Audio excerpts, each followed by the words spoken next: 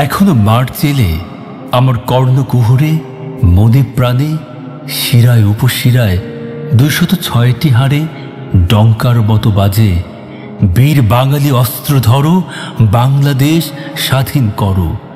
বীর বাঙালি অস্ত্র ধরো, বাংলাদেশ স্বাধীন করো।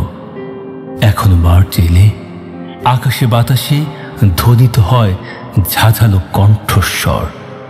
আমার প্রতিটি রক্তকণায় প্রবাহিত হয় অগ্নিঝরা মিছিলের উত্তাপ।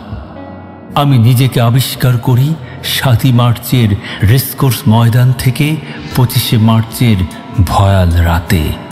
আমি ভেতো বাঙালির থেকে হয়ে উঠি বীর বাঙালি, ঘরকুনো থেকে হয়ে উঠি মহা বিস্ফোরণের বারুদ। আমার চক্ষুদয় হয়ে যায় স্টেইন গানের নল। মুহুমুহু গুলিতে শত্রুর বুক চিরে হৃৎপিণ্ডে লিখে দেই একটি প্রিয় নাম, বাংলাদেশ।